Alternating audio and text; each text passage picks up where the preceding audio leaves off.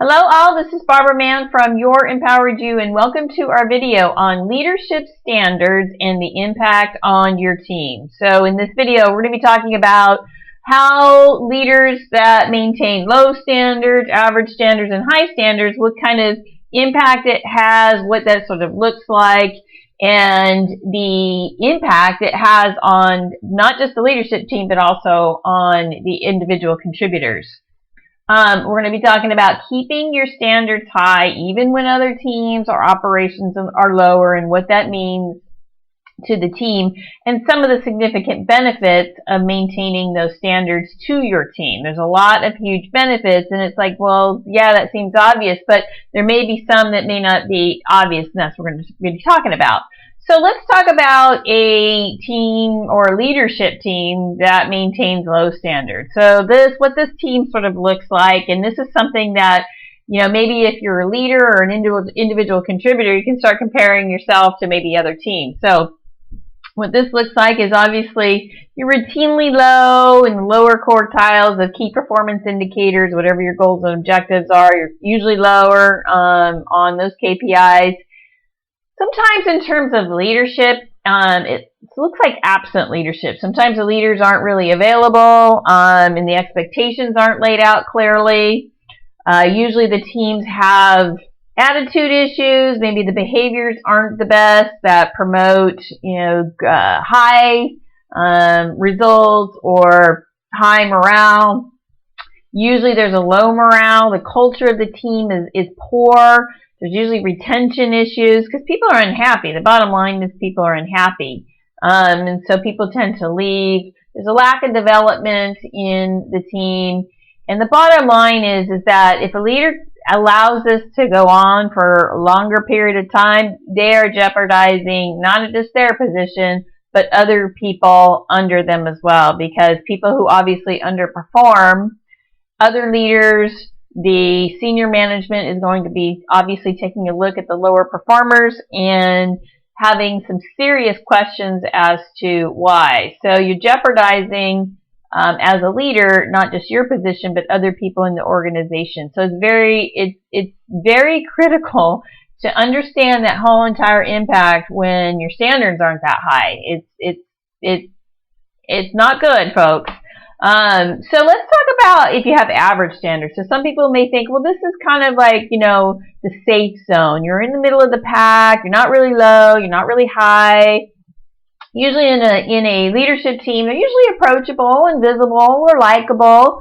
They're okay with being in the middle. They figure, hey, we're not in the bottom. Everything's good. It's kind of a safe place to be.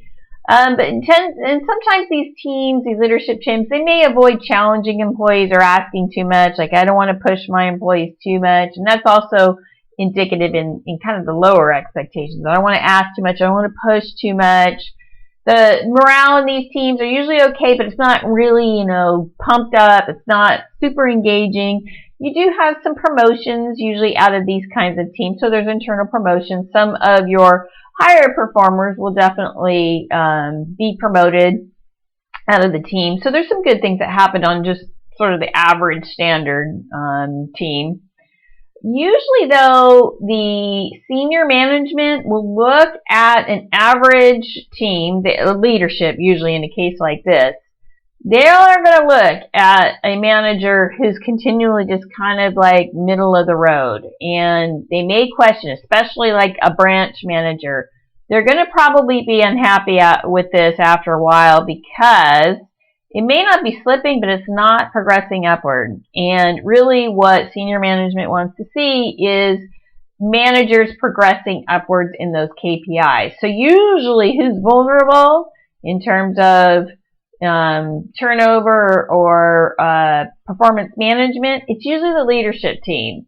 The idea is that the leaders may not be reaching the full potential of the team. So usually an individual contributor is okay in a team like this. It's the leaders that are usually vulnerable, because when you sit in the middle too long, senior management isn't going to like that. They're going to say you're not reaching your full potential. What are you doing to excel? What are you doing to get better and better each year? Because really that's what people want to see, is people getting better and better.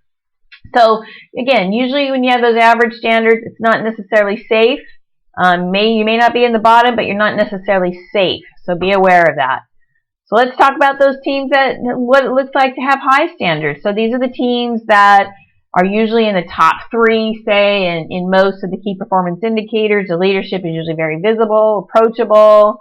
Some people may have mixed feelings about the leadership team. It's not like it's a big, hey, the leader's fantastic and great, because usually if they're having higher standards, it means that there's a lot of accountability on not just on the leadership team, but also on the individual contributors.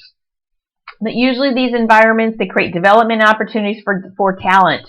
They are making sure that their employees are challenged, that they're developed.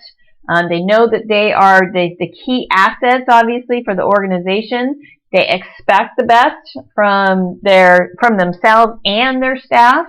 They're really involved and engaged in people's success. They take pride in those sort of internal promotions. They want to see people promote up. A lot of internal promotions or maybe going to different departments. Usually these teams have lower retention because usually the morale is a little bit higher in these because people are engaged. They're usually doing well. There's a lot of accountability, and most of the time when people are top performers, they love the accountability. And again, these teams, they expect high standards, even if people aren't saying, hey, you've got to, even if their manager isn't saying that, they've got to do well. They just do it. They don't need to be told, that they need to do well. They just do it even when no one's looking. So, there's some definite benefits on keeping those standards high. So let's talk, a little bit more about regardless of whatever the situation is, keep them high. So what I've seen sometimes leaders do is they'll look around at other teams and they'll see what other behaviors or standards are acceptable, and they may kind of adjust their standards to other people's teams. Maybe it's a lower, maybe it's higher, but they seem to adapt to it. My advice is to any leader who's doing that, and again, we tend to obviously compete with one another, right? That's natural inclination. You want to know how you're doing compared to your peers. To know what behaviors to adopt and maybe loosen up, and which ones to remain very, very high. Just because another team is performing at a mediocrity, don't just say, oh, well, you know what, they're doing okay. I'm going to loosen up a bunch of, loosen up some standards or whatever.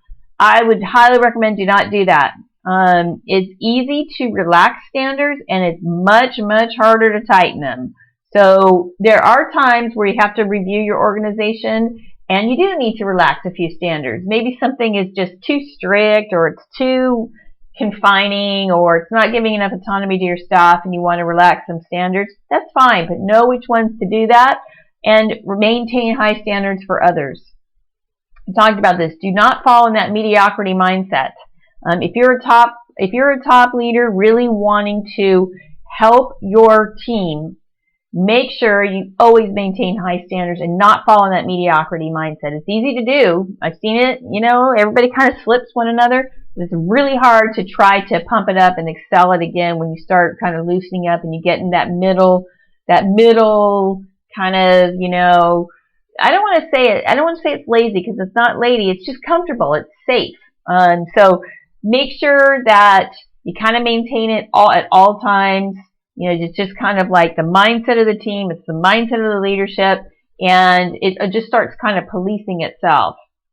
But you do this because it's the right thing to do, and not because your boss told you to do it. When people are doing things because their boss tells them that they need to get better in this KPI or what's going on here, nobody wants that. You just want to do the right thing. You want to be left alone. You want the freedom. We all want that as leaders, right? And how you do that is you do well. The more that you do well and you're doing the right thing and your team is doing well, the more freedom and autonomy you're going to have, period. So that's why, having average standards and low standards, you are not going to have autonomy. You're going to have your boss looking in on you. What's going on? What's the deal with this?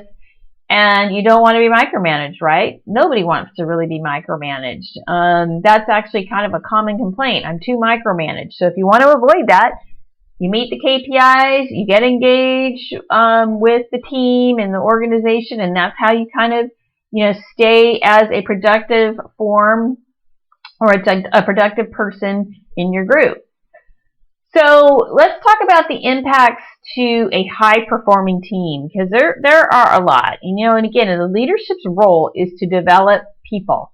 It's to develop a culture of engagement, of trust, high standards. You want to create the culture where people want to duplicate this. They want to stay. They're very proud of it.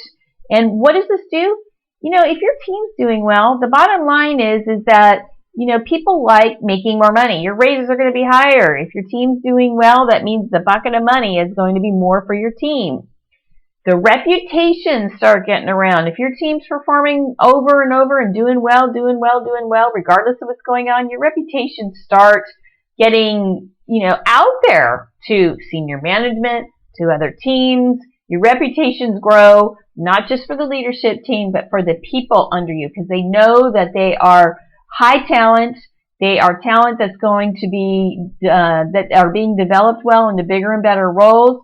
They know that they have greater responsibility, and they are ripe for more internal promotions. There's usually lower retention in these groups because, again, the morale is good. The culture is solid. Culture is big. You've heard me talk about culture in multiple videos. Culture is extremely important on retention and performance, things of that nature.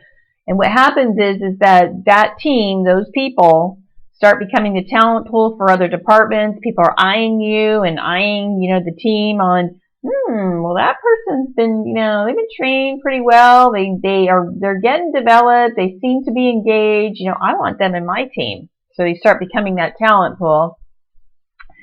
These teams tend to have greater autonomy. Again, the better you do, the more engaged you are, the more autonomy you're going to have, the more empowerment you're going to have, the more freedom you're going to have.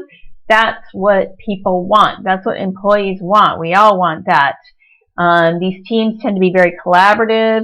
They tend to be a very trusting environment. They're helping each other. It's really more about the promotion of the team versus the individual. It's like the team is super important. It becomes sort of like that one entity, and people are protecting that team, and so everybody tends to help each other out. It's really kind of a special, culture when you get something like that. But keep those standards high. If something is, not aligned, address it, but keep the standards high. Again, it's much easier to loosen a standard than to have to tighten it up, So loosening is great. Everyone's going to think you're a superstar. But when you have to tighten it, that's when, it gets a little difficult. So keep them high and know which standards to lower, because there are going to be some that you probably loosen up, and that's fine and dandy. Just know which ones to do. So I hope you've enjoyed this short video on how standards impact your team and your personnel. So we talked about low standards. Low standards are going to lead to a change in personnel. Bottom line, they're not going to keep the management team around. They're probably going to look at the individual contributors and change them as well. Average standards are most likely going to change the leadership team, because most likely if it's average, there's probably some good talent in that group, but probably the leadership isn't challenging people as they should. So most likely they'll be changing the leadership team for kind of that average mediocrity kind of group. High standards are good for business results, but more importantly, it's great for the employees in countless ways. We've talked about that. Keep the standards high even when you feel you don't have to do it. When you don't have your boss sitting there asking you what's going on with this, metric, or what's going on with this person, or what's going on with that, you want to be free of those kinds of questions, because I guarantee you, the better that you do, you don't have people questioning you. You have so much more freedom, and that's really what it's about. You want that great reputation for your individual contributors so that they can have the great reputation, so they can be promoted, so they can get more money, so they can get more freedom, so they can have a fantastic culture. These are things that you want as a leader.